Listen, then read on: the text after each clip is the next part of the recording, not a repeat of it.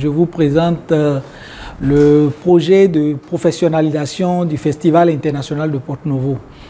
En fait, il faut dire que le Festival international de Porto-Novo est un projet du conseil municipal de Porto-Novo pour essayer de valoriser le patrimoine, et non seulement matériel, mais le patrimoine artistique de la ville de Porto-Novo.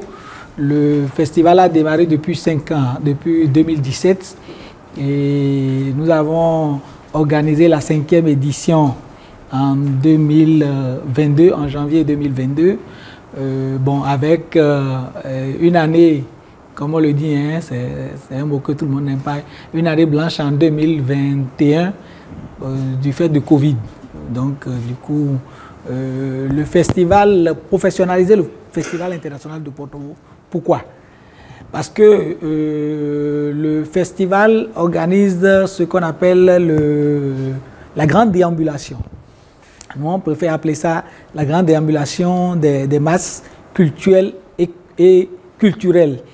Et non pas, le festival de Porto-Novo, international de Porto-Novo, ne fait pas la déambulation des masques pour désacraliser les masques, contrairement à ceux qui ont le regard extérieur pour voir ce qui se passe comme si c'est une sorte de désacralisation. Et quand nous avons décidé d'organiser un festival, on s'est dit, quand on a fait l'inventaire des couvents sur le territoire de Porto-Novo, nous avons près de 90 couvents.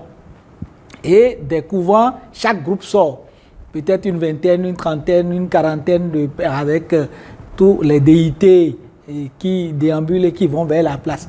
Donc on s'est dit, comment faire pour que tout ça soit mis en scène, mis au vu, pour que tout le monde puisse le voir. Au lieu de voir juste un petit groupe sorti du quartier, 2 groupes sortis du quartier, tous ces groupes, qu'est-ce que ça donnerait? Au fait, c'est l'idée de base du Festival international de Porto-Novo. Non pas l'idée de chercher à désacraliser, mais à donner une certaine vue d'ensemble de tout ça. Si on a 5, 6, 8, 9, 10 couvents, 90 couvents, et qu'on les voit tous ensemble, qu'est-ce que ça donnerait? Donc l'idée est partie de là. Donc l'idée est partie d'une idée de ce que je peux appeler la monstrature, montrer un peu ce qui se passe.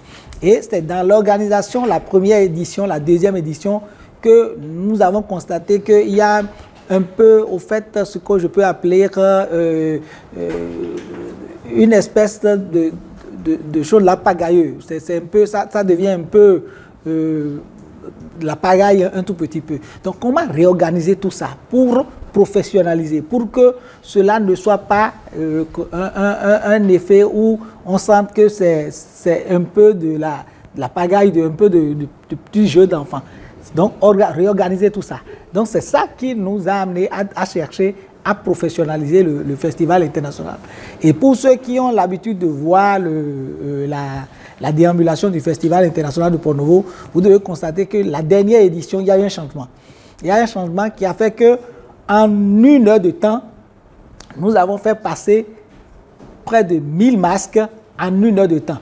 Et la télévision nationale était là, ils ont demandé 1 heure pour organiser la déambulation, et réellement en 1 heure de temps, que ce soit la partie des discours et l'organisation, ça a pu se faire en 1 heure de temps. Donc comment revoir tout ça et réorganiser?